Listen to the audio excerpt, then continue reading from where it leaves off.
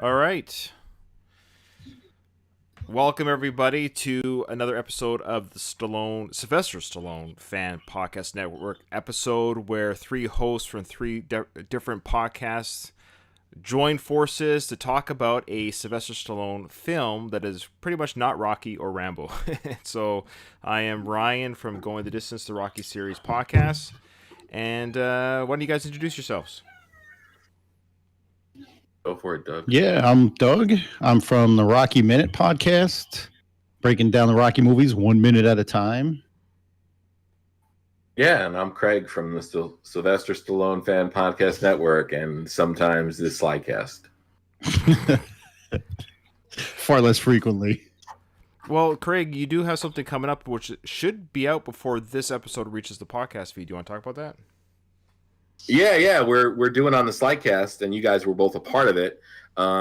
November is a big month in Rocky anniversary history, or at least November 2020.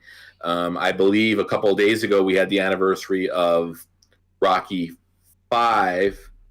It's 30th, and in a couple of days we're going to have the 35th anniversary of Rocky 4. So we'll be putting out a dedicated episode for each movie. So Rocky 4 will come first, which will include discussions with you and Doug separately, as well as Mike Kunda, who we always love, having a part of the Slycast. And on Rocky 4, we'll also be talking to Rocky 4 superfan Greg Troyan.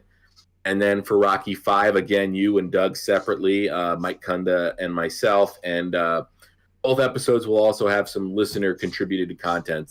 Got a couple of emails from listeners, and then also I think we got one or two audio recordings.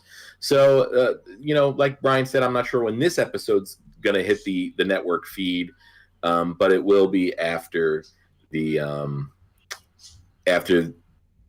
anniversary shows hit. So yeah, we're looking forward to it. I just got to finish putting the finishing touches on the editing and make us all sound a lot smarter than Rocky. Oh boy, that's tough to do. Well, guys, we put this up to vote, and this was a close one. Basically, the Judge Dredd of the three was the throwaway vote. People did vote for Judge Dredd, but that was a far distance third between The Expendables Part 1 and Demolition Man. And just so you guys are tracking, on our Facebook poll, Expendables and Demolition Man tied. So it was up to Twitter to break the tie. So basically the Facebook poll was void. It didn't count because it was a tie. So we went to Twitter to break that tie, and this won by like 3 votes or whatever. It was a very small margin. We almost had 100 people voting total, so that's pretty cool. So it's a good thing that Judge Dredd didn't win, because Craig might have had some Vietnam flashback of editing that monster. Well, I wouldn't have had to watch it again. That would have been the only good thing. So I'm kind of excited that Demolition Man won. It's been a while since I've seen it. I will say that. It's been a while, but it's one of those movies that I feel like I've seen so much when I was a teenager and a young adult that I thought I remembered it differently than the rewatch. Let's first talk about the first time you saw it. Now, Doug, we know Doug didn't see any Sylvester Stallone movie in the theater, so we know he didn't see this in the theater. Am I correct? I never saw anything in the theater that wasn't, a Star Wars movie. That's fine. But I did watch this a bunch, in my younger days, and I always loved this movie. I haven't watched it in a while. Not like super long time ago. Maybe about 2 years ago I watched it, but I haven't seen it, a lot between my younger years and that. And I just enjoyed it as much as I used to. Okay. Well, I did see it when it came out in the theaters, 1993 October. It was just before do some math here. I was 17 when I saw it, just about turned 18. That was the first time I saw it, and I bought it on VHS, watched the dickens out of it, and I don't think I ever bought it on DVD, funny enough. So I've seen it, I guess, on streaming or TV since then, because I never bought the DVD of this. So, Craig, what about you? You probably saw this in the theaters, I presume. I think so. I know I was in college. I actually remember probably my best memory of the time this movie came out is, I think on Wednesdays I would that was like my treat myself to lunch on college money, budget. So I would go to Taco Bell on Wednesdays, and I remember the tray liner, like the Demolition Man tray liner with Sly and Wesley and and the cup and everything. I gotta say this, I if I was actively in college when this movie came out, there's a good chance I didn't see it. I didn't see a lot of movies when I was in college, at least in theaters. So this one I probably saw when it first came out on home video, and again, it's one I watched a lot.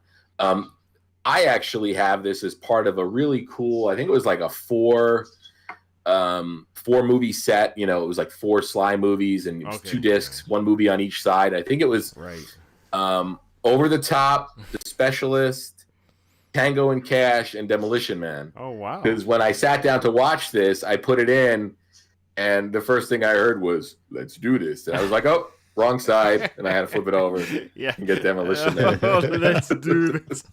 I got that ringing in my head. That's funny. Well, this is the 4th and last film from that box set that you own that we are now doing as a Stallone Podcast Network. That's funny because we've done the other 3 films. So quite the collection. Yeah, so this is an interesting I can film. throw that DVD out now. Much like our podcast is garbage.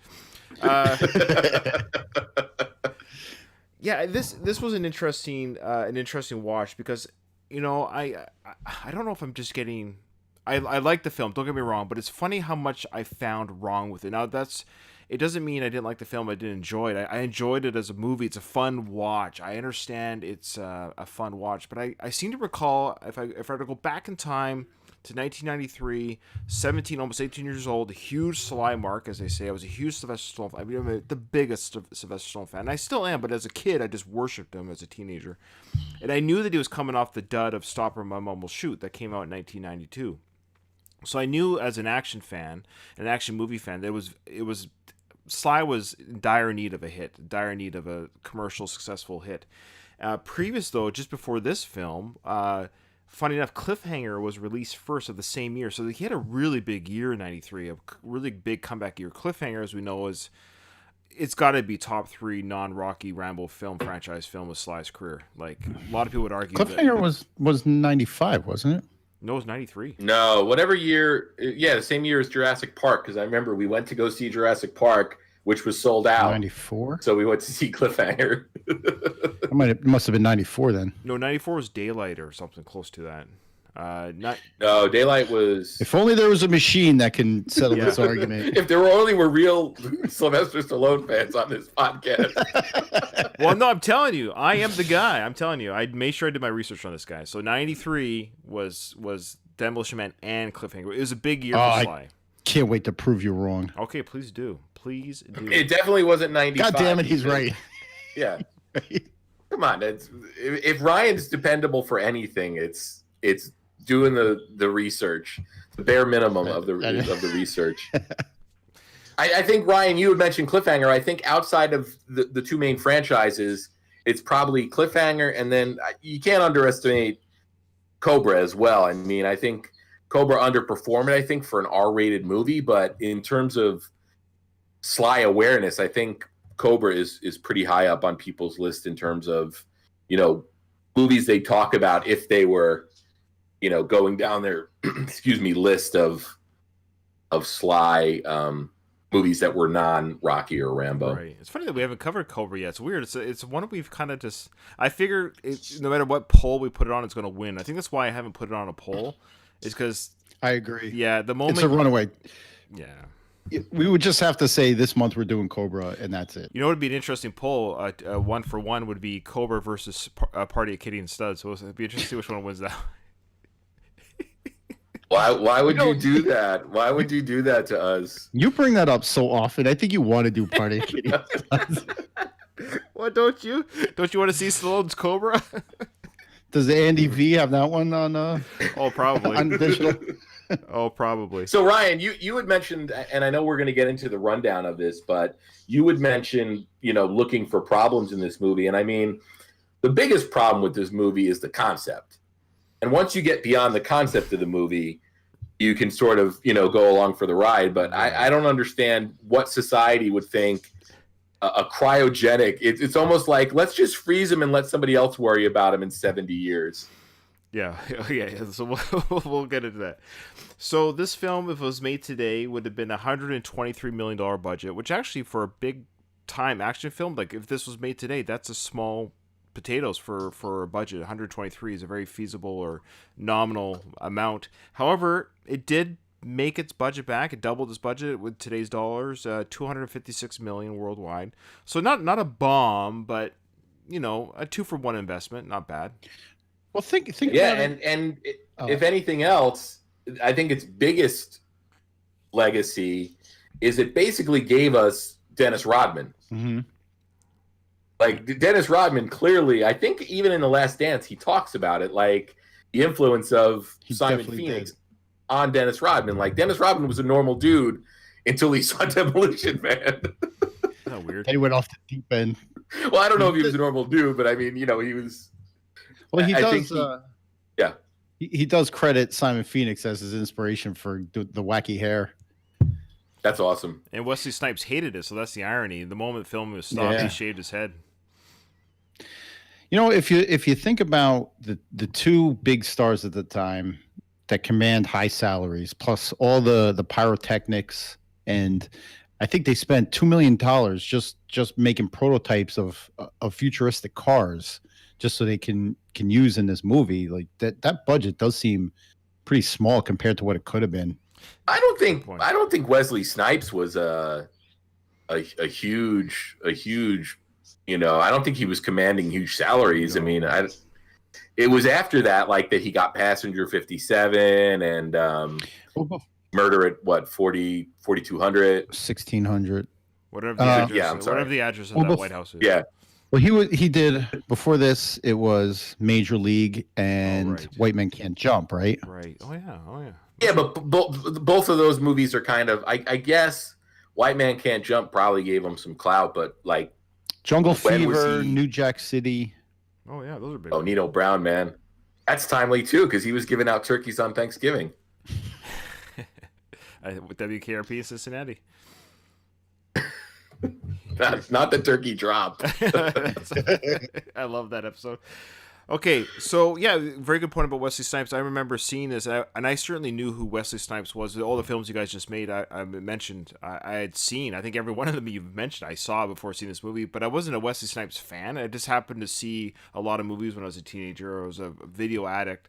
I went to the movies and I went to video stores all the time. But I've seen all those movies, and so it was fun to watch Wesley Snipes. I remember enjoying his performance, and I also remember, and of course on this rewatch, like again we're seeing a bit of a co-star kind of outperforming Sly a little bit, both in charisma. This movie is 100%.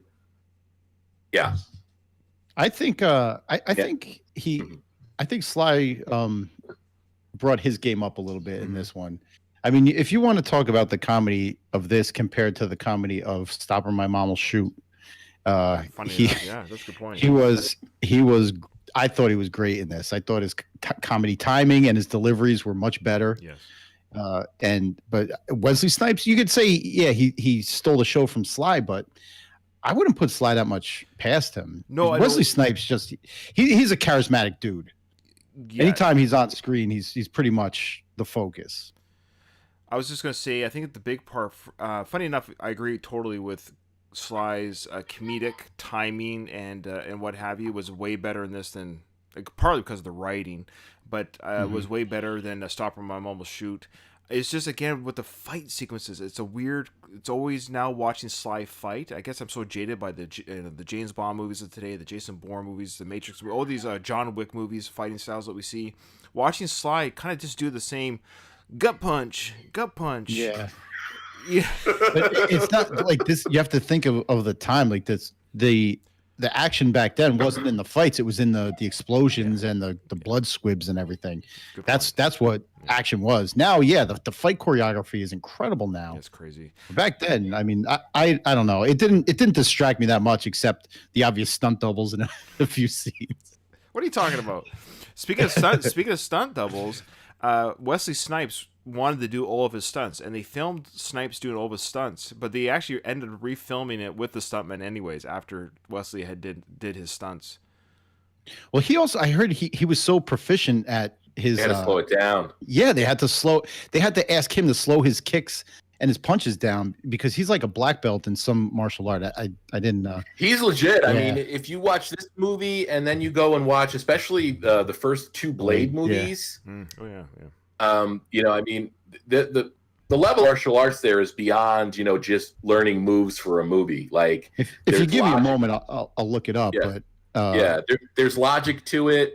It doesn't feel, forced or doesn't really choreographed. And I think that's something that, is completely performer dependent. You compare the martial arts that Wesley's doing in these movies to like what Keanu Reeves did in The Matrix, He began training when he was 12. He's a fifth degree black belt in Shotokan karate and a second degree black belt in Hapkido. Wow. He's also trained in capoeira and a number of other disciplines, including kung fu and. Wait, kung fu's a thing? Yeah, Brazilian jiu-jitsu and kickboxing. Wow. So he's no slouch. He's no joke. I didn't realize he was that proficient. Too bad he didn't have a black belt in paying his taxes. No, he did. It was it's a black belt in the evasion.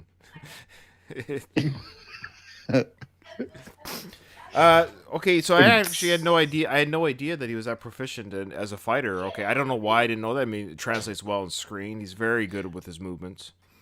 I didn't notice it in the film, but they said that there's a number of like kicks that the director had to get him to slow down because it was like a blur on film. So once he slowed it down, it looked kind of clunky and not natural.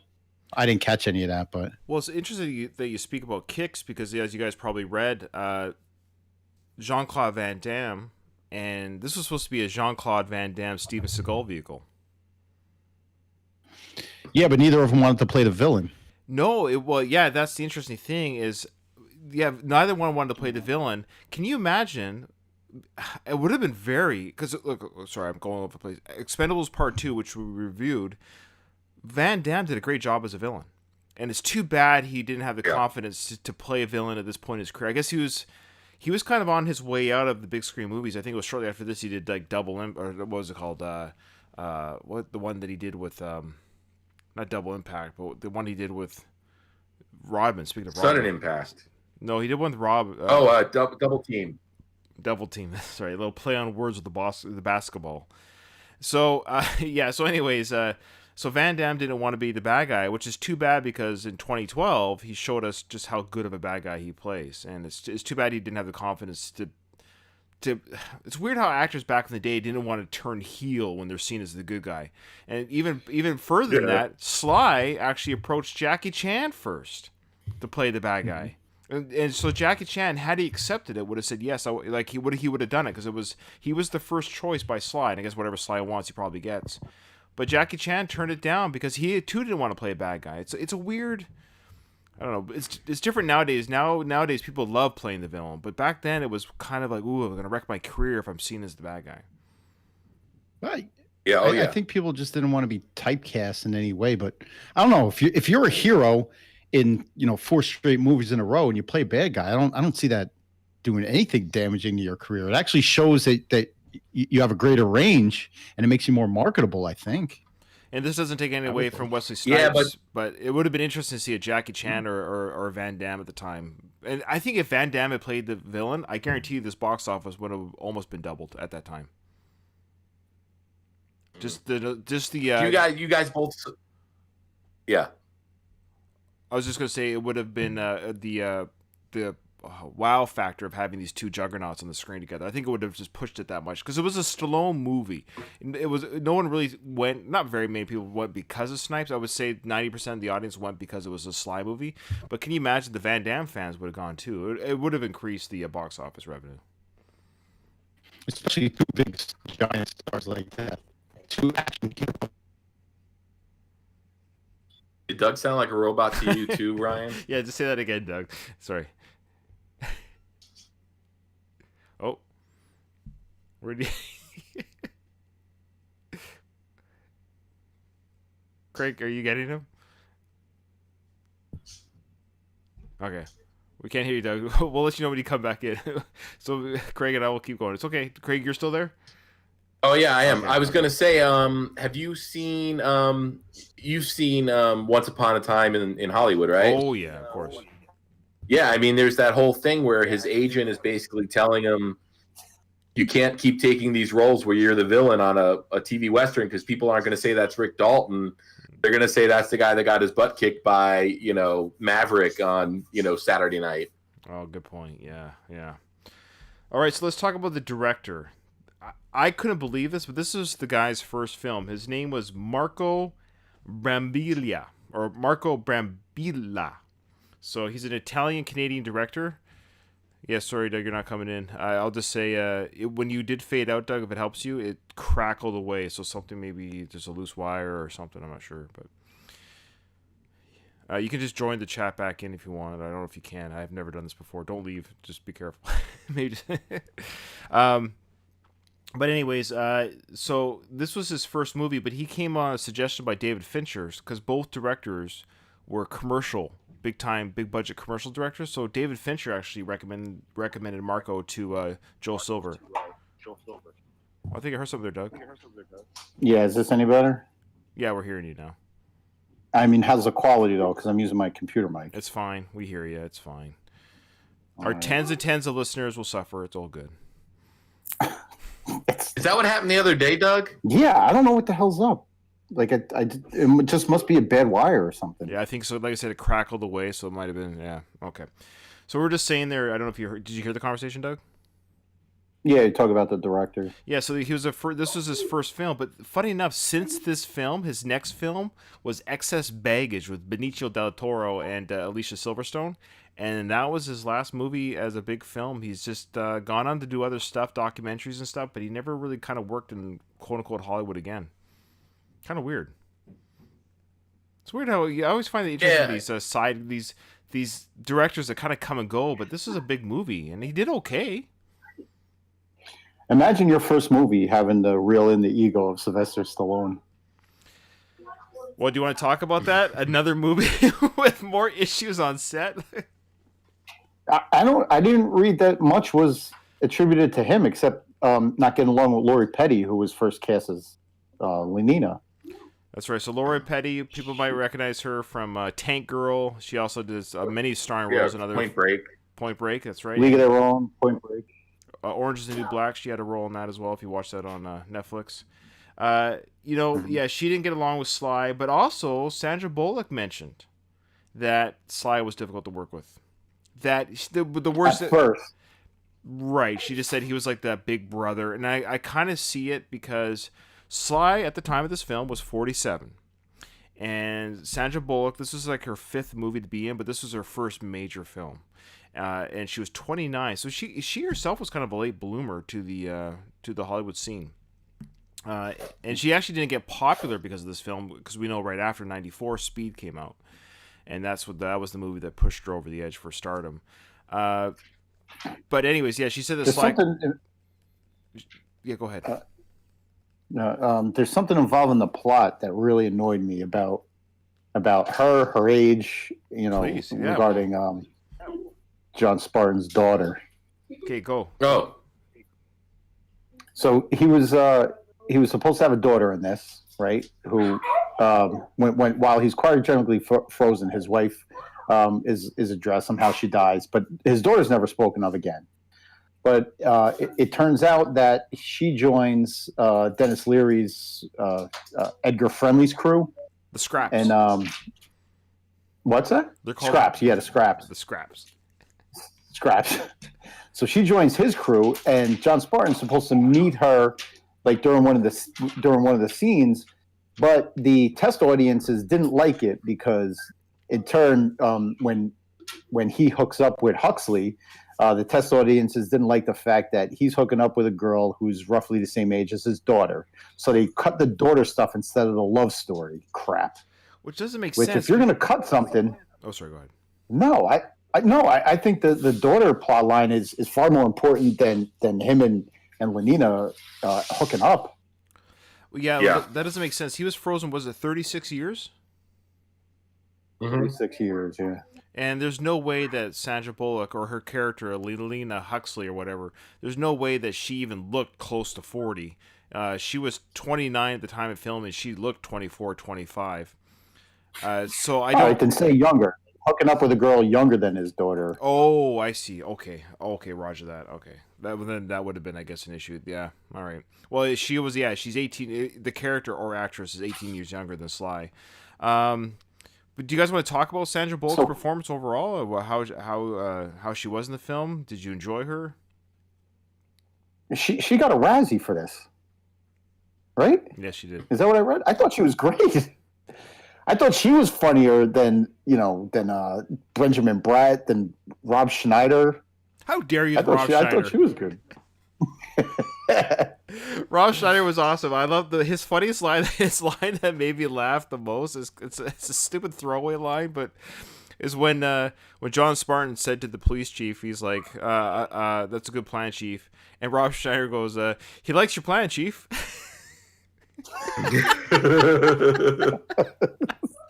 I don't know why that was funny. It's the way he looks like he's 3 feet tall too. Every scene that Rob Schneider was in, he played like a dwarf. Did you notice that? He looked like he was 4 feet tall. He might just be a short guy. Look big. Yeah, that's right. They had Rob Schneider on his knees. But so Rob Schneider actually he had a smaller role than I remember, but he actually ended up, as we know, co-starring with Sly again in Judge Dredd. I thought for a second there we were going to have like a Laurel and Hardy with these two guys. They're going to do like a film career together, the Rob Schneider Stallone connection. Yeah, well, Sly seemed like really like I don't know if like both those scripts like he had in both hands and he dropped them and they got mixed up, and his agent called and he's like, "Which one are we doing? We can only do one." And he's like, "We're going to do it." And they're like, "Which one?" And he's like, the one with Rob Schneider. It's amazing to me. Yeah.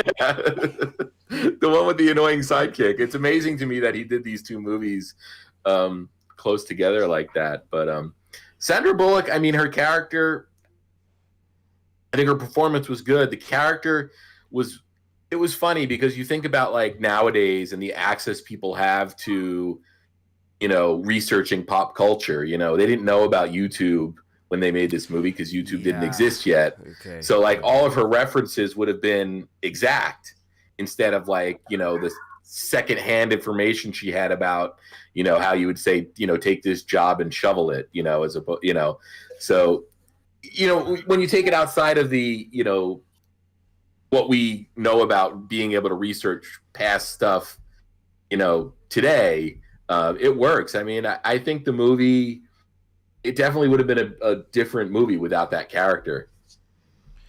Now, do you want to talk about the legal troubles this film had?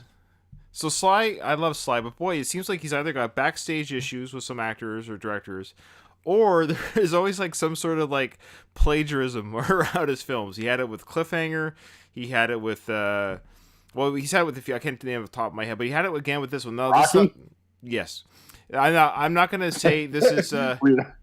I'm not going to say this was his fault, but it always seems to be somehow tangled in the genesis of the film. So this story was it was proven by an independent review of a book called I forget the name. It was a Hungarian book or whatever it was, but it was about a terrorist and a counter-terrorist. This was written like 1940s or something, 50s, maybe at the 70s at the latest, but it was a terrorist, counter-terrorist, and they were frozen in time and released in the future, and it was a utopian future, and it was them with that conflict of living in a violent, free future going against each other. And this independent review discovered that the book was 75% similar to the movie. Wow. But the reason why the author didn't sue or go after damages is because he knew, the author actually said that it's too costly for me to go after this big conglomerate of a company. And then he says, I know exactly who took my story. And that leads us to Lenkov, one of the writers, this guy named Lenkov. He came out of nowhere. And I'm not saying his last name is, a name that, but it's some sort of Russian European descent. And he came in out of nowhere with no credits, and he quote unquote came up with this story. So do the math. The other writer, Yeah, one of the other writers, though, I guess he came in as a script doctor, was Daniel Waters, Yeah. who wrote, I think Heather's put him on the map, and he also wrote the adaptation of The Adventures of Ford Fairlane. He was a big writer for a while. So do you want to? We've got, I would assume 90% of our listening audience, when this comes out on our audio feed, I would assume 90% of them know the film. So we haven't really talked about the plot. I think it's almost kind of redundant. But maybe for the 10% of you who listen to our movie reviews, and there are some, my mom's one of them. She probably hasn't seen this film. So long story short, it's 1996. It's Los Angeles. Simon Phoenix has supposedly he's taken 30 people hostage in a bus. Apparently he's occupying a part of Los Angeles where he kind of runs the show, because he says the post office workers know that don't come here, the police know not to come here. So he's kind of like taking control of an area of Los Angeles where it's so bad, it's so corrupt that even law enforcement doesn't go there. Then he says, but the bus driver doesn't seem to know not to come here, saying that's why this bus drove through his part of town. So he kept them hostage. But Sly's character, John Spartan, apparently he used a thermal imaging camera to check for bodies in the building, and there was no sign of 30 bodies anywhere. So he assumed that that in the building, those that were there, because there were people there, which is weird, he somehow assumed that the people that were alive were people that were armed gunmen for Simon Phoenix and not the 30 hostages. So he went in full throttle as the Demolition Man, because his style of taking down bad guys is destroying all things around him. For example, he saved a girl that was a hostage in a mall by destroying a $7 million mall to save a girl who had a $25,000 ransom. So that was his nickname. He's the Demolition Man, because where he goes, destruction follows, but at the end of the day, the greater good is served. So Simon Phoenix knew that this was the style of John Spartan, his arch nemesis of 2 years. So he lures in John Spartan, and the bodies, unbeknownst to John Spartan, have already been killed, and they're in the building. So when the building explodes, the bodies are found, and everyone just automatically assumes that these bodies were killed by the explosion. Now, what kind of, did he get Rudy Giuliani as his lawyer?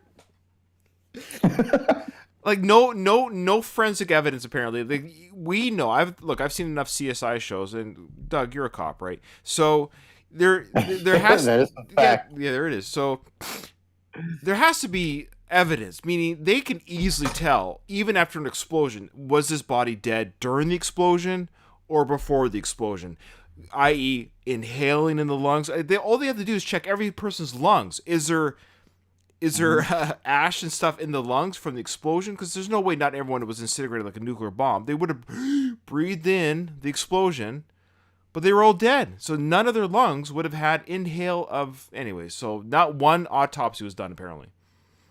Forensics would have cleared him 100%. Easily. Anyway, so... but we don't see it... Simon Phoenix's testimony, too, where he said, I don't care. I mean, Simon Phoenix is a credible witness, obviously. Yeah. So it's not it. And speaking of John Spartan's wife, it was a deleted scene, but Simon Phoenix apparently killed John Spartan's wife while he was en route to. So unbeknownst to John Spartan at that time, wasn't that what happened? Did I read that wrong? It's just such a terrible scene. It deserved to be deleted. Okay. Yeah, but apparently I mean, it just is. I mean. Yeah. So that's the setup. So the setup is so John Spartan is going to be cryogenically frozen for 70 years for putting 30 people's life in danger, and of course Simon Phoenix is going to jail for the same amount of time for putting those people's lives in danger. So they're both going to be frozen in time. Can we talk real quick about how cool that opening shot come over the Hollywood sign that's in flames? Sure. I mean, how much of the budget was just that opening scene? Probably a little bit. The helicopter. Yeah, and that's cool. A huge explosion too. I think that was I don't remember. I did all my research for the Slycast episode, which was years ago. But that building too. I think that was a building that was like probably designated to be destroyed. Yes, correct. And that was the demolition of that building was filmed for the movie. Yeah, and I don't know. I didn't catch it, but there was word that you could hear some crew members cheering when the building was destroyed. it was the director. The director cheered. The director cheered. Was it? Yeah, it was apparently it was Italian. Marco. Yeah. Ole! Ole! I don't know any Italian. That's the spicy building. So apparently it was an MTV winner that got to hit the Oh yeah. Press the button for the explosion. Can you It's imagine? probably a dummy button. Had nothing to do. Had nothing to do with the explosive. Of course, somebody else was on the master switch waiting for him to push the button. Yeah, Yeah, exactly. but it was a cool explosion. It was a big explosion. They basically covered the walls and everything in gasoline too. Yeah, so there was flames before it went down. That was huge. It was impressive. Yeah. I will say that. Very impressive. That's what I love about those practical effects of the '90s. Like, some things don't age well, but the practical explosions are so much better than CGI explosions. Okay, so they both Yeah. get so Oh, absolutely.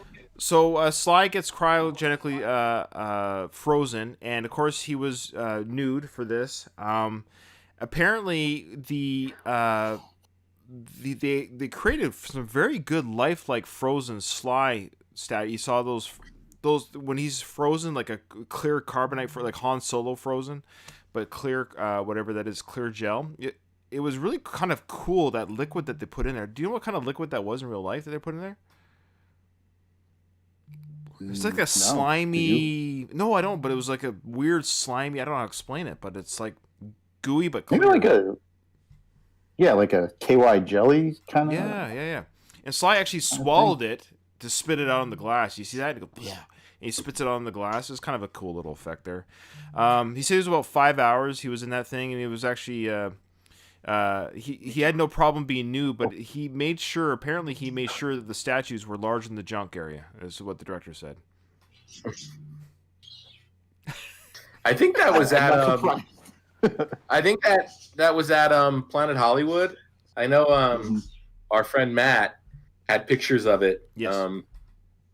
I almost want to say it was the Planet Hollywood here in Las Vegas, but yeah, I think it was. Yeah. I don't recall ever seeing it. I've never really gone that deep into Planet Hollywood. No, I've never eaten there. I just yeah. Anyway, I've eaten at the one in Times Square Oh. in Manhattan. Oh, really? Okay, cool. Oh, yeah. What'd you have? You remember? I remember the Cobra car. If I know me, it was probably a hamburger. Sure. Yeah, I mean that's like the default, Burger and fries. Burger, fries, and a beer. Yeah. Okay, so he's frozen, and then Simon Phoenix, though, he has his parole hearing, which I love. I love the idea that they have a parole hearing for someone who has no ability to act or show that they're ready to go back into society. Like, what's the point of a parole hearing when you're cryogenically frozen? You're like this for 25, 35 years, and like, how do I prove that? You literally They're supposed to be getting rehabilitated. right. Yeah. So, do you want to explain how that works? Doug? Well, hold on. Before I have to go back to the warehouse scene real quick, because something was gnawing at me like throughout the first 5 minutes of the movie, and I wonder if it gnawed at you guys. When Simon Phoenix punches a hole in the gas cans, and then he holds that butane torch right over the gasoline, and is like, "Oh, I'm gonna drop it. I'm gonna drop it." Like, if that was gasoline, just holding the flame that close above it would ignite it. Yeah. Yeah, well, it's the fumes that are explosive, not the liquid itself. Well, actually, not even just the fumes. This is my little bit of firefighting knowledge that I have, because in my job as a Navy guy, we have to know how to fight fires, because when you're out in the ocean and if the ship goes on fire, you're not calling the fire department, right? So the only thing people misunderstand, that they think, and you guys of course should know this, but for our listeners who don't know, people think that it's flame that you need. You're right, it's heat. It's actually heat. And so that heat, you put that heat next to that flame, that's your ignition. Not the flame, but the heat from the flame. So anyways, yeah, that would have that would have gone up easily. But anyways, it's a movie. But I know, I love how he's like, I know. He's so close to it. But I remember seeing that as a teenager. So close. Of course, it's just water. But I remember thinking, even as a teenager, when I saw that, like, come on, dude, that's really close. Like, you're just being stupid. Yeah, I mean, as the filmmakers, do a little fact checking before you pull a I stunt don't like know why that. they don't do that. I don't know why they just don't do. You just hold it in the hand. You can still hold it with the blowtorch. We get it. You might Yeah. light us on fire, but you don't have. You don't have to put it next to the fumes to know that we know that it can light with flame. We know how gas and flame works. We understand the principle. Anyways, okay. All right, so back to the neuro The parole stimulation. hearing. Let's go to the parole hearing. Yeah. Well,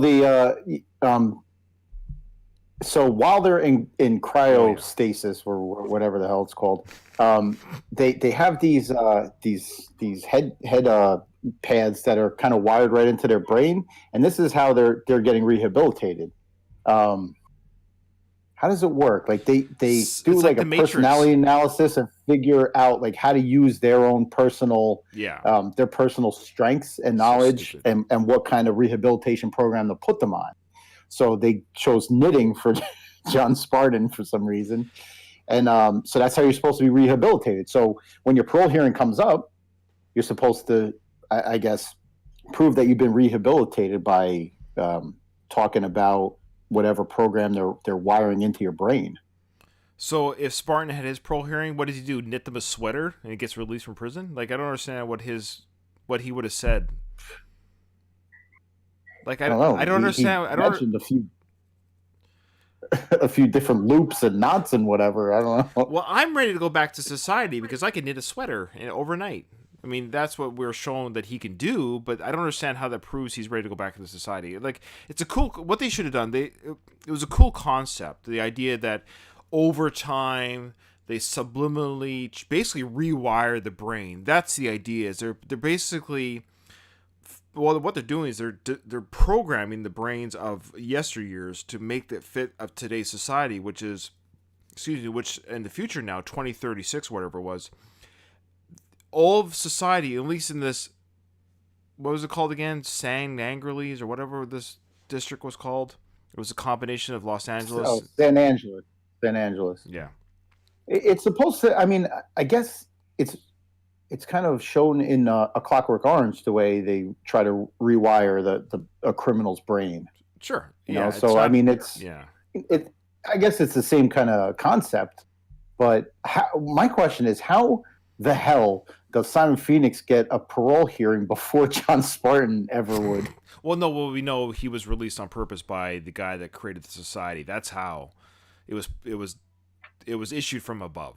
Because he did the password teddy bear. So that's why he said teddy bear. Teddy bear was the password to release the locks, and that's why the guard goes, how did you know the password? And Simon Phoenix goes, I have no idea. And then he starts killing everybody. Mm-hmm. So that's a great question, but the answer is... It was engineered that way. It was engineered that way, yes. But... Okay. What I love is... what was I going to say? Oh, man, darn it. Oh, yeah. What was outside of this area? What was the world like in China? Oregon, New York. Was this unique to this area? Was the rest of America on board with this? This was the biggest problem I had with the film. This was the biggest problem. A movie like The Hunger Games, for example. The Hunger Games was actually... This movie was an hour and 55 minutes long, by the way, guys. I haven't looked at The Hunger Games Part 1. I haven't looked at the time length, but I'm just using this as an example. The Hunger Games was about a society in the future, and we all, if you don't know about it, just Google it. But The Hunger Games was able to, in its first movie, create a world, and we understood what was happening worldwide in a very clear narrative. So what this movie was lacking, in a big way, was, yes, like you guys said, just ignore everything else and just watch the events of this area. And I get that. Kind of like Escape from New York. But I wanted to know, what was the world like? Was this unique to this area? Because he talked about, like, oh, now I can have my perfect society and everything. Like, there's no explanation how this community of millions were all on board to be Stepford wife type behavior. What Excellent point. And so that's what really kind of took me out of the movie. Was I was really interested in the story of how the society really got. They talked about the big one in 2010, but the last murder was it was 1990. So when was it? Sorry, it was 2005. I think it was I wrote it down, but it was like Oh yeah, right here. The last murder was September 25th, 2010. So it was around the So time. you're going to start the petition to do the Demolition Man sequel or prequel? I honestly, Yeah, how it happened. They're going to call it Demolition Man Cocteau or whatever his name was. Well, What was his name? I mean, we're led to believe that Cocteau. I mean, they merged Los Angeles, Santa Barbara, I think it was. Yeah. Or Santa Barbara and San Diego, which combined into this San Angeles place. But and I think we're all led to believe that Cocteau was only in charge of those. That's right. That district. So yeah. So what happened? There was If you no left the city indication. limits. Yeah, there was no indication of what the rest of, even just the rest of California, the rest of the. So as I'm watching this, I'm just thinking it would be impossible. It would be impossible to reign in all of America or any country for that, to be like this. There's just no way you could eradicate evil. There's just no way. Now, but they did it. But I was interested in how they kind of hinted at it. They said, "Well, because it's just better to not be that way." But there had to be some, because we know that evil, or quote unquote free will, still existed because the Scraps, who weren't a part of this society, they fought against it. They wanted their own free will. They literally lived underground, metaphorically and literally. They lived underground to escape this Stepford wife society. I don't know. So it wasn't sort of like a mind meld type of thing. It was free. It was like just slowly converting society into a crime-free. Yeah, I mean, if you wanna know how the sausage is made, you're gonna upset yourself. Well, that's just for this. You just got to go into it trusting the process. But it is an interesting case study on what we're kind of leaning towards. I when I was watching this, I didn't think of it at the time in '93, but we're kind of leaning towards this type of don't want to hurt anyone's feelings, don't want to be too mean, don't want to say anything too bad, don't want to express anything that's kind of off kilter, because they lived in it, as we see at the end. We'll get to that when we get to it, but this Stepford wife type of everything's just peachy with no conflict. There's no identity, there's no art, there's nothing, there's no music. As you can see, they didn't even create art. I thought it was an interesting commentary on just how out of pain comes art and music and movies, but they had lost all of their art. They were just living. You guys want to speak to that commentary? I think it's a good commentary. Man, Ryan, you went deep on this movie, man. I like that. That's what I mean, and that's what made this film for me at the age of 45 now kind of a frustrating watch, because I feel like, oh man, there's a lot to say here, and this actually could have been a Clockwork Orange, or even a like movies like Robocop. Again, Robocop explained the breakdown of their society very well in a 2-hour movie. It's just weird how they were unable to in this 2 hours, where other films have done it even before this. Like Robocop was way before this, like 6 years. Dude, Robocop is like another level of filmmaking, though. I mean, I know we shouldn't even be having the same discussion about Robocop and Demolition Man. I mean, like, seriously, Robocop's like a top 5 favorite movie for me. I mean, it's awesome. I've seen it 1,000 times. Next level filmmaking. I mean, yeah, and I know I'm not saying it should have been a gritty film, but I think there could have been some sort of expose at how this happened. We get how it's enforced. We're seeing how it's enforced and lived in, but we never see or understand how it got there. Well, it's one of the interesting parts of this film, because a lot of futuristic films, like you just mentioned, RoboCop, and even more nowadays, it seems like the common theme is when you make a futuristic movie, it has to be a dystopian future. But this one here seems to be utopian, right? Where it's like everybody gets along. They don't even swear. We'll get into the swearing thing, because that just cracked me up the whole movie through. But I mean, like it's utopia until one guy that wants to rule it all. He sees like a fly in the ointment, so he wants to have him kind of extinguished. So he unleashes the most ruthless murderer of all time on him. But yeah, like this is a glimpse at a utopian future, which you don't really see much because it doesn't really make a fun story, does it? No, but that's a good point, Doug. Like, why not just have like 6 of the cops put friendly in a jail cell and your problem solved? Like, it's weird. Yeah. It's weird. That's a good point. Just The whole chaos. So yeah, the Scraps, who's led by Edgar Friendly, played by Dennis Leary, in a very weird role. He had a little bit of script. that was just that whole casting was just so he could do that bacon and cigar the size of Cincinnati monologue. It was a classic Dennis Leary rant, and it was like they had to rewrite Edgar Friendly's part so Leary can fit in like his ranting. His ranting. You muted again.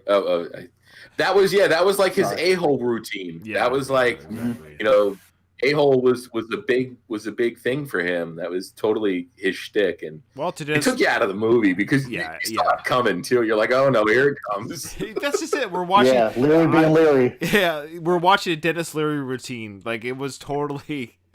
It's just be Dennis Leary, but he was kind of the thing at that time. I think that was his thing. So Better Dennis Leary. That was Dennis Miller. Say it again. Yeah, pretty much. I said better Dennis Leary than Dennis Miller. Yeah. Dennis Miller, you would have gotten like just a string of like big words that nobody understands. That's true. There's a few comics that have the same kind of shtick. Lewis Black is the same way. Bill Burr. I would have liked let's recast Friendly with just different comedians. What about Stephen Wright? You guys remember Stephen Wright? Yeah, but that would have been totally deadpan the whole time. Or Mitch Hedberg? Mitch Hedberg would have been great. Yeah. Just one-liner after one-liner. Emo Phillips. Now, remember when they went down to the underground? So the John Spartan and Lilina Huxley, they go, and Benjamin Bratt's character, they go down to the underground to confront Edgar Friendly, and they had a beer and a burger joint there. Now we saw Rat burger, yeah. it was a rat burger, but they were up above on the street stealing food.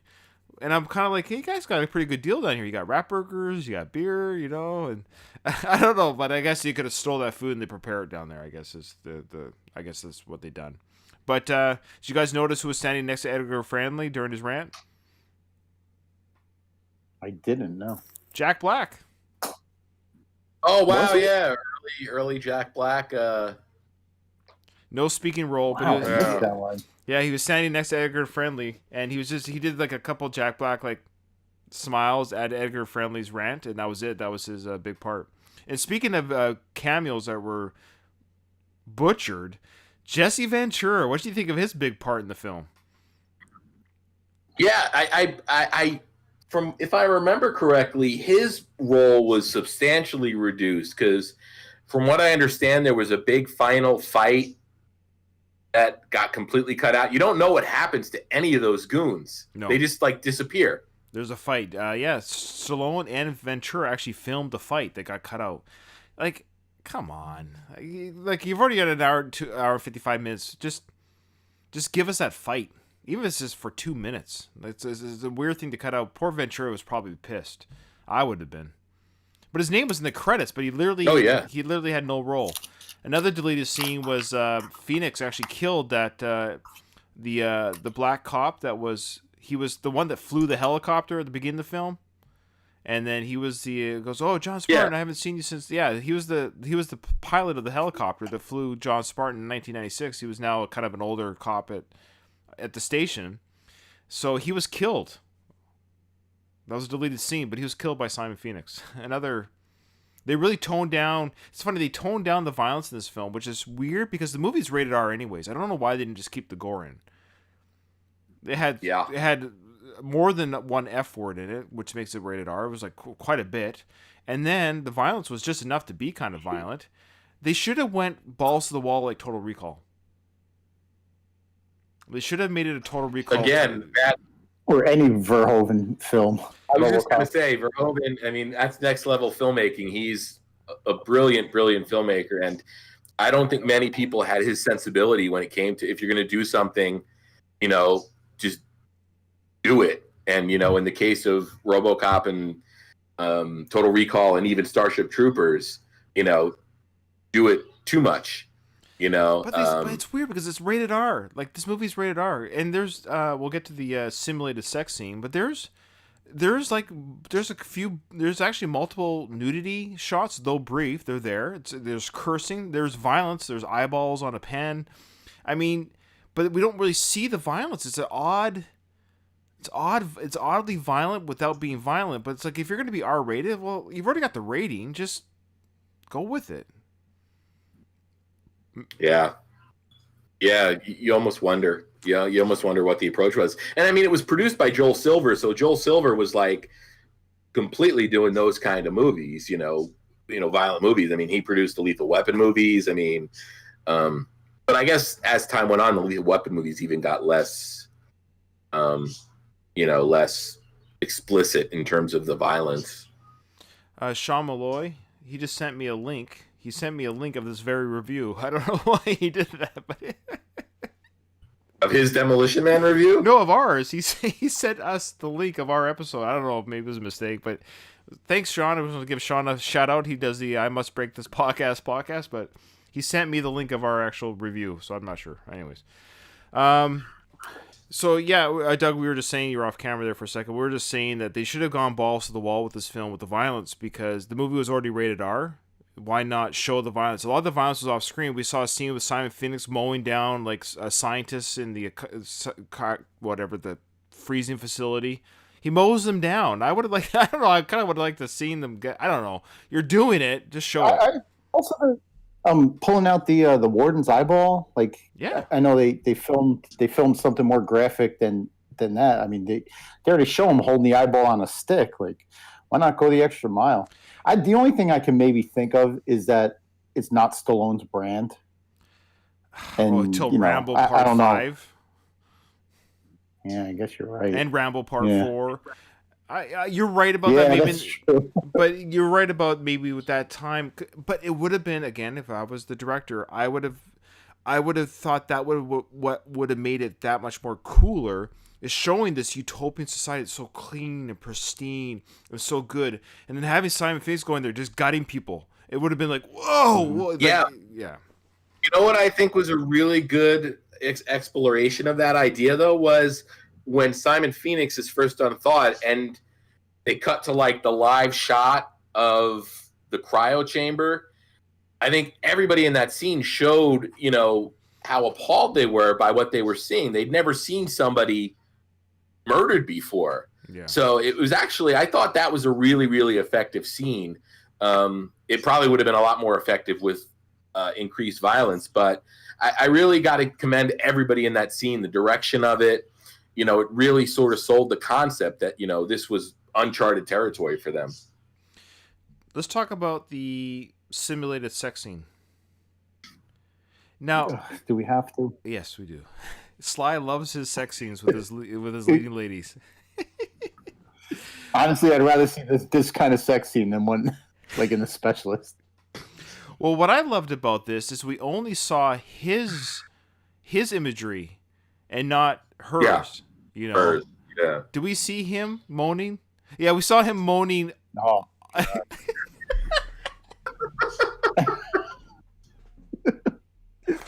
We did see him pursing his lips. Didn't we see him pursing his lips? Ooh.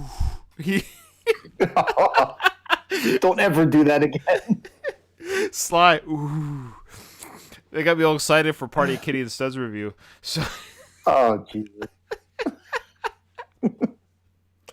Somebody put a leash on this guy. So, that leash scene, that's a good scene from Party Kitty and Studs. Okay, so... So anyway, for our listeners who maybe have forgotten, blocked it from the memory. So, in a kind of a fun comedic moment, Sandra Bullock's character says to Sly's character, "Hey, do you want to have sex?" And she says it in a very matter-of-fact way, the way you would, would you like to have a cup of coffee? That's a fun little play on, the idea of sex. It's just, this is what we do. We feel pleasure without any kind of awkwardness. So it's like, okay, in a weird way, it's kind of forward thinking. It's like, yeah, we can have pleasure. We can feel pleasure and it's not awkward. But it's something I want to share with you. So that's fine. That's a kind of a forward way of thinking. And so he goes, yeah, of course he's thinking like a 1993 person or 96 person. He's like, oh, okay. And he starts, checking his breath and fixing his hair while she's getting ready. That's a good comedy, And then she comes out with the machines, puts them on the heads, which is equivalent to today's VR, which they didn't have VR back then, but had they done that today, it would have been goggles over the eyes. But it was like a brain implant he puts on his head, and he's like, "What's this for?" He said, "Well, we're gonna have sex." And of course, now we know this is like one of the first I think I've ever seen on screen or even in my psyche at the age of 1993. The idea of sex simulation, of a visual and audio simulation. And the scene still to this day, it's not like it's graphic, but it's pretty. It's the comedy ends because when the sexy images play out, it's not funny anymore. Now it's kind of like weirdly gross again, like Doug was saying. You got a sly person his lips in pleasure, and then you see a naked torso of a female, full on naked, breasts and everything. We know it's not Sandra Bullock because, well, it's just a fuller body than Sandra's. And then he takes off the helmet really quick. Like, it's like, this is too much. This is weird. And she's like, what's the problem? And then, of course, the funny sequence of, like, we kiss and where I'm from and we exchange fluids and all this stuff. And they talk about procreation's done through labs. You need a license for it. What are your thoughts on the sex simulator? Oh, it was right out of the 90s. Like the flashing images of her, Right. It was, like I said, I'm glad it was a lot more toned down than we saw in The Specialist. And then we weren't done with the... It made more... Sorry, you're going to... Yeah. I was going to say, it made more sense than the seashells. Okay, we'll get to that. Before we get to the seashells, that's our next one. But so he goes to his room, and he turns on the TV, and we get at some early technology. There's a lot of technology. We can talk about the technology that will come to fruition in today's time. Well, first, the sex simulator. As we know, Oculus is working on that stuff right now. Virtual sex. I don't know how they're doing it, but they're working on... We got the audio, visual down, but I guess they're going to work on things that you can... touch and attach. Yeah, so virtual sex is on the horizon. Secondly... he's in his room and he turns on the camera and somebody Zoom calls in on him, but she's naked and it's the wrong number. So she video calls her boyfriend. Oh, sorry, wrong number. And she covers up. So she's naked on camera, which again is common today on people's phones. So that was a little bit of a future prediction that came true. Another future prediction. And they even had the aspect ratio correct as well. Yeah. It was like portrait mode. And another future prediction that came true was the Zoom call. They had a Zoom meeting. So this in 1993, you see this meeting. Everyone has their own head on a screen, and there's a person talking to them all on screen. And back in '93, when I saw this, really, whoa, that's crazy. They could have a meeting from wherever they are virtually. I don't even know if I used the word virtually. That wasn't a word back then. But they can do their own call from wherever. That's crazy. Nowadays, that's absolutely normal, especially in COVID now. It's absolutely normal. And again, speaking of COVID... I like the fact... Oh, sorry, go ahead. I was going to talk about it. Yeah. I just like the fact that the screens turned as the speaker would walk around the room. Yeah, we don't do that. Yeah, our computers don't turn. I'll admit that. They don't. Well, I do like that, though. Facebook has that portal. It's like their two-way... It's like their Zoom, but it's an actual piece of hardware, and that will actually follow you. It'll do like voice tracking. Okay, interesting. I didn't know that. And speaking of COVID, they predicted the germs. Don't touch hands. For the high fives, they did the air rub. So a lot of interesting things, quote unquote, have come to fruition just through whatever. Let's not forget the shortage of toilet paper too. The shortage of toilet paper, yes. And that was a clever scene when there was no toilet paper, so he swears at the machine to get all those tickets. Yeah, I love that. I love that part. Now, do you know how the seashells are used? Yeah, somebody within the last year, actually, there's like a little like cartoon that pretty graphically shows like one is for scooping, like another. That doesn't make any sense. It doesn't. No. What it is you take two shells. They're all separated. There's three of them. But yeah, you kind of squeeze and pinch and pull away, and then you. You know, when Sandra Bullock was asked about it, she kind of said like the way that the shells are laid out, like on the ledge or whatever, they look like buttons. So like you would press the buttons. The seashells are buttons for like, you know, like a bidet controls, like the force of the stream, the size of the stream. You know what I mean? So each seashell could be a bidet control. Okay. Instead of you pick them up and pull shit out of your ass. Which is ridiculous. It's stupid. Oh, I love it. It's one of those And things. and the way the concept came up was the director was asked his other director friend, like, I need an idea for a futuristic bathroom. And the other director's looking around his bathroom. He goes, well, I got a thing of seashells over here. And the guy goes, I'll make something out of that. Like, no, you don't make something out of that. Give me something. What you made out of that was stupid. 3 seashells. It's funny. Have you ever seen seashells in someone's bathroom for decoration? Because I have. Yes. Yeah, I have too. That's funny. All right. But I never use them for anything but decorations. Okay, so so we'll just talk. We're going all over the place here, but we'll talk about when he goes to the museum. Simon Phoenix goes to the museum to get weapons, because weapons are a thing of the past now. You don't have weapons anymore. I love how everything's loaded. Like why is this museum full of ammunition? I don't know. This is another thing of like, you don't place ammunition next to weapons. That's just weapon safety 101. Because the plot tells you. That's why. And even worse, he had a working cannon. Like, he lit a cannon. Yeah. He lit a cannon. He had gunpowder for the cannonball. Like, where did that come from? I wish we saw. I love how we see we see that the cannon was used in the explosion of the wall. But I wanted to see the prep work. I wish that scene was filmed. Him putting the ball in, stuffing the gunpowder, and then lighting it. Yeah. Now, Ryan, I know you love how meta movies can get. Oh, I know what you're gonna say. So keep going. So in this, I mean, there's a few suggestions to it, but this, I mean, the museum is like the perfect jumping off point, where he calls the mannequin Rambo. Yeah, I know. Right? So yeah, so again in this, we have in the Tango and Cash universe, and we have it. We talked about this. I don't know if you guys listened to this on my Creed episode, which I don't think you have, which is fine. But we mentioned that Adonis imitates the Godfather to Rocky.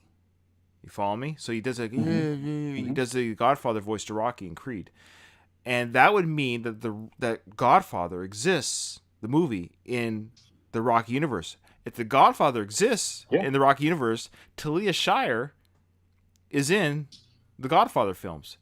So the actress that plays, looks like Rocky's wife. Yeah.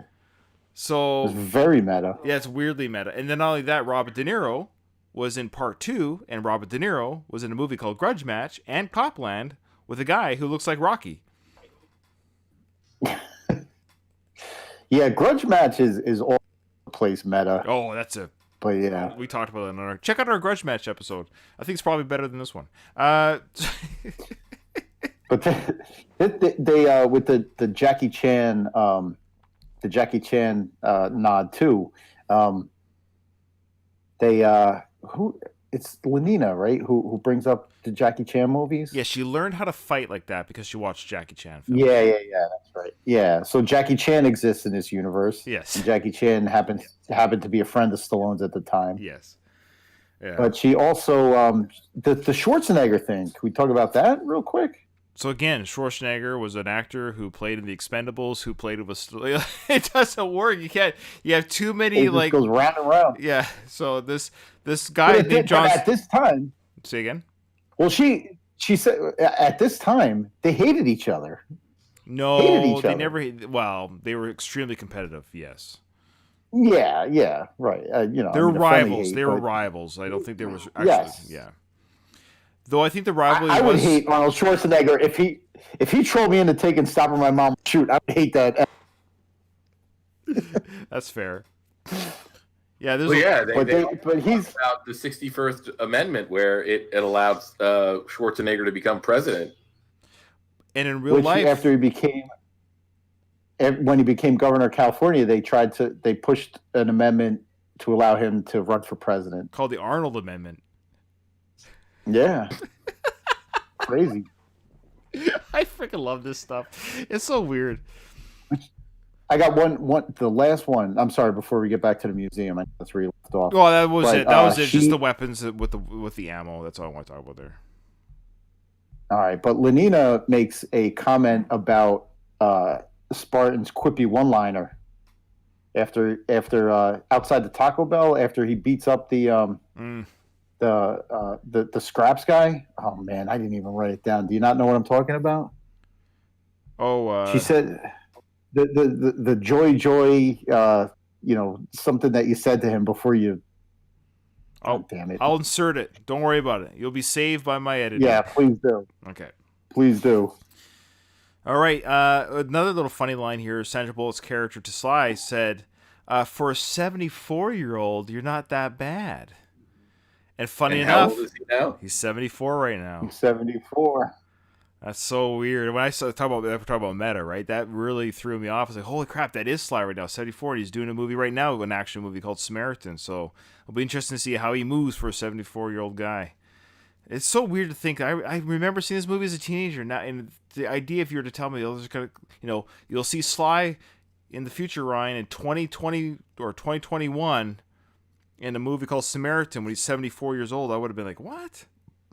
I couldn't imagine a 74-year-old Sly, but it's weird. Here we are. Did you catch Phoenix mocking the Chinese in the museum? Yeah. I'm surprised the score didn't do like a little ding ding ding ding ding ding ding. Like, well, that's further like.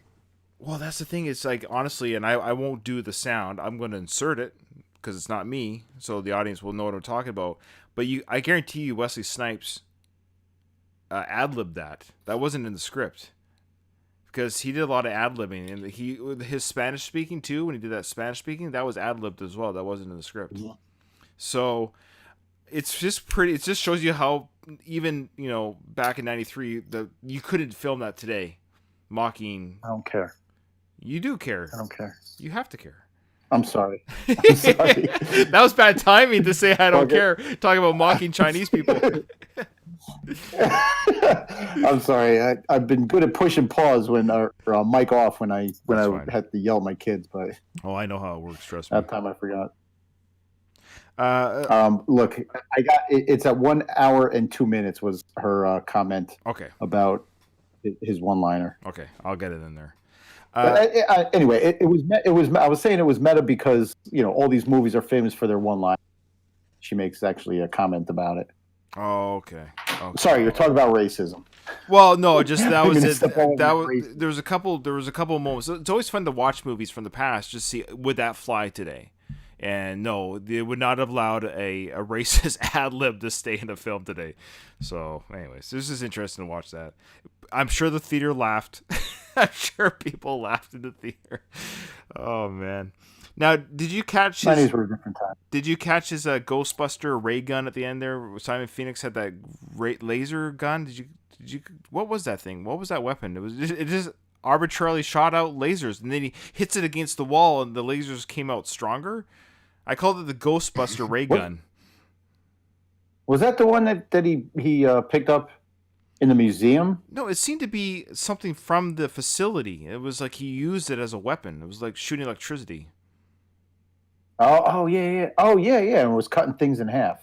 And who the hell there was a very, very terrible scene of John Spartan jumping away from it. It was so horribly shot. He only does like the bottom third of the screen. He does like a really lame leap. You just know there's a big soft mattress underneath of it. Do you know the leap I'm talking about when he's leaping away from that laser gun? Okay, I think I'm going to create a little video vignette of that and show that because that is the corniest jump away from explosion I've ever seen. Well, I'm out of notes, guys. I don't know what to tell you. I know it sounds like we write on this movie a lot. I think in some ways it hasn't aged well, just because anytime, this is what I love about westerns. I've talked about this before. Westerns age well because there's no CGI. There's no special effects. It's horses, the natural land, and barns. You know, like you can watch High Noon today and enjoy it because there's nothing that really ages as far as the aesthetics of a Western film, right? So the problem when you do a futuristic film like Demolition Man, we're only 16 years away from the future that was depicted in this film. Well, that's another thing. Why did they set it? First of all, it's interesting that the movie came out in 93. Yeah. They set that terrible version of Los Angeles in 1996. Well, they have to show that society. They don't want to do it that year because that year nothing was really quote unquote. What I'm saying is, why not just transpose the whole thing? Start it 50 years from now, right? And then have it take place in the late 2000s. I mean, I don't know, or the later part of this century. It is interesting when they make films in the future. I mean, Blade Runner just did it again, 2049. I mean, that's only 28 years from now. Like, or don't give the date. Like, you don't have to give the date. That's a good point. Yeah, don't give the date. It's sometime in the future. Then some movies have done that sometime in the future. And they're not so distant in the future, as they say. Yeah, don't give a date. I agree with that. And that's what makes Star Wars good. It's being Star Wars. It's a long time ago in a galaxy far away. You just completely take it out. You can't compare it to our universe. Yeah. Or just make it a date like 2120, 100 years from now, because everyone that will be alive then, you won't be around to hear their criticisms of the film. I have like one of the final notes I had was about Simon Phoenix's death. Like, what? First of all, a cool death scene, him getting frozen and then getting his head kicked off. Cool, but not unfortunately not movie, original. Meaning, like Arnold just did that 2 years previous in T2. Well, yes, he did. But when cryogenics was introduced in the beginning of the film, you knew it was going to come into play at some point. But at the beginning of the film, I forget the context he said it, but Simon Phoenix said that he'd lose his head if it wasn't attached to his shoulders. That was definitely a callback. Yeah, and Spartan says, "I'll keep that in mind." Yeah. Don't. Yeah. The other funny thing is, what was Spartan's plan? Was he just? I mean, he looks up and sees that thing spinning around and grabs it. But prior to that, was he just like, I'm going to sacrifice myself to get Phoenix? I don't know. And he used. It didn't look like. Yeah. He wasn't telegraphing it because he looks up and sees it and he's like, "Oh, I can grab this." Yeah, and then that was just to get his feet off the ground, right? Yeah. So he didn't. Oh, that's right. Because I guess that thing freezes outward, and once it reaches the end of what it's frozen, you can go back on it again. And it won't freeze you. I'm gonna have to check the science on this. I'll get back to you. But no, Doug, I didn't mean to crap on your point. It was a cool death scene. It was cool, the head being popped off and exploding on the ground. There's just things that reminded me of hair freeze. Why did it? Why didn't it? Did it freeze? Oh, it was like the blonde hair was like on top of the frozen. That's his calling card. You shouldn't freeze that blonde. One of the notes was nobody would know it's him if he didn't have the hair. That's the kind of stupid shit I could see a Hollywood executive, giving after he, comes out of the bathroom after taking like 2 bumps. I think it would have been hilarious. Using the 3 seashells. I think it would have been hilarious had they had the hair stay, like the head explodes in the ground, but the hairpiece still stays like a Lego hairpiece. Bounce it around. Okay. Okay. Well, there was talk of a sequel and a prequel, and the prequel was going to be John Spartan and Simon Phoenix, that 2-year war that they had with each other. There was a sequel talk, but the executives smartly decided that it was going to bomb, so they didn't do that. But there was talk of a sequel, and apparently, as of late as May 2020, Sly has hinted at a Demolition Man 2. No, It's all talk. let it go. I love Sly, but He's a master troll himself. He is. Remember the streaming zombie squad we were gonna get? We should do a whole episode. Yeah. We should do a whole episode on Sly teases. All the things he's teased and never falls through with. Oh, I'll tell you offline. Yeah, and then he also talked about he just today I saw somebody link to Stallone saying the only thing that would make sense for Rambo moving forward would be a prequel, a streaming only prequel. Which, who needs it? Matt, I mean, like seriously, who needs it? You get 100 movies and shows like that available to you. I just don't see it like especially with Rambo. Like, there's everything you need about that character is explained in First Blood. Yeah, John J. Yeah, like, and the thing is that the prequels are always so effing heavy-handed that you'd have like, Stallone or Rambo would say, you drew first blood. Don't push me, man. Like it would just be a rehash of all the shit we saw in First Blood, but it would be like, oh, this is the prequel. So isn't that cool? Yeah, I know. At least the zombies one sounded kind of neat. Yeah, there's a lot of different directions you can go with that. Yeah, prequels you kind of write yourself into a corner because you only have so much lead time till you get into where we know the character when it starts. Yeah. They have to land on the starting position. Like, they have to get there.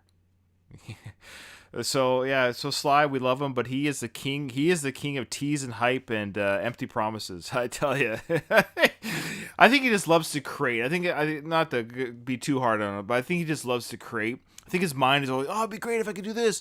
He's the guy that if they had a serum that keeps you 35 forever, he would take it in a heartbeat. If you told Sly, look, I'll give you a serum that makes you 35 forever, but somebody you don't know dies, he would take it.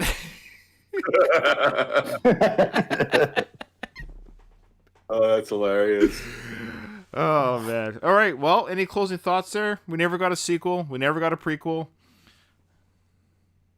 I just want to say I love this movie. Unabashedly. I always have. It's fun. And it is fun. If one of the things that bugged me the most was the no resolution on his wife and, like, if you're gonna have a resolution on his daughter thing, cut out the love shit between him and Lenina. You don't need it. I don't know why these movies have to, especially during this time. I did the last episode I did with Sean Malloy on I Must Break This podcast. They shoehorned a Dolph Lundgren love story into a movie that didn't friggin' need it whatsoever, and we talked a lot about it. You don't think that was Dolph being like, "Hey, I want to kiss somebody other than my wife"? Probably was. It probably was. But was she naked? But movies like, no. But she was hot. But movies like this don't need it. You don't need a forced love story. Like they were great as a Martin Riggs and. There's no chemistry there. It was weird. When they kiss at the end, it was gross. Yeah. Like, you have a buddy cop movie without the two cops hooking up. Yeah, true. So that's my gripe. Aside from how did LA get to be what it was in that moment? If you throw out everything in the movie, it's a great watch. Yeah. I totally understand what you mean, Doug. I mean, this is the perfect example of a leave your brain at the door movie. Yeah, they don't need a formula to stick to. Well, I enjoyed it too. I will say it was not a boring watch. It was reminiscent of my youth. I enjoyed it. Look, I knew going in I was going to have fun. So I think that's probably why I went a little bit more critical, because it would have been just too easy to say, oh, it's a fun, silly action movie. We all know it is. I get it. I guess there's the little part of me, the more mature movie watcher that I am today. I was like, there's so much. I was like, I got once I went down that rabbit hole, is why is this society like this, and who else is like this? And it was hard to escape that. So every scene that happened, it seemed irrelevant to the big picture of what's going on this planet. Like, how do these guys get away with this society? Why is it like this? Do they have carte blanche with America? Like, so it's just, yeah. Anyways. Craig, what are your closing thoughts? No, like I said, you know, it's the perfect example of a leave your brain at the door type of movie. This was, I mean, you could argue this was peak Stallone. You know, the 1, 2, 3 punch that you get with, you know, Cliffhanger, Demolition Man, and The Specialist. You know, this was the height of his earning power. This, you know, the peak of his physicality, probably. You know, even though he was close to 50. But this is the top of the mountain for him. I mean, after this, it starts to, you know, I mean, you still get some gems like Daylight and stuff like that. But I mean, after this, it's pretty much, this is the glory days that you talk about. All right. Well, as always, guys, this is a pleasure. Let's close out with this again, saying where we're from. I'm Ryan, host of Going the Distance, the Rocky series and Creed podcast on the Stallone Podcast Network feed. And yeah, we're handling Creed Part 1 right now. We're almost halfway through, if not over halfway through now. Season 7 of that. And Doug, exciting news. You're starting Rocky 2. Yeah, if you guys are up on the re-listen on the Sylvester Stallone Fan Podcast Network, I just started releasing Season 2. So we got our coverage of Rocky 2, you know, coming at you as we speak. We're making our way through that, and you know, we got a bunch of episodes ready to go for Rocky 3. Got to keep plugging away at those. I got to reach out to Jay and start scheduling some recording sessions. Ryan, you're close, man. You're close. I forget, what scene am I doing again? Is it Mickey's death? Yeah, you're doing the Mickey death scene. I don't even remember what scenes I did. I mean, It's been so long, Craig. I mean, seriously, that was like A year, probably. It's probably. I think I was still in my apartment when we recorded that. Wow. Yep. That's okay. You got the X-Lax watch scene, by the way. Oh yeah, okay, yeah. That's why I recorded so long ago with you. I got the early scenes. Yeah, I think I requested that, didn't I? Yeah, you did. You wanted the pinball and the X-Lax watch. I mean, who would want to talk about the X-Lax watch? I just want to say, Doug, those aren't being released in vain. There are people watching, listening to it. So I've gotten word from people that I know personally that are listening that didn't listen before. So because it's on the feed, they're listening. I know Katie's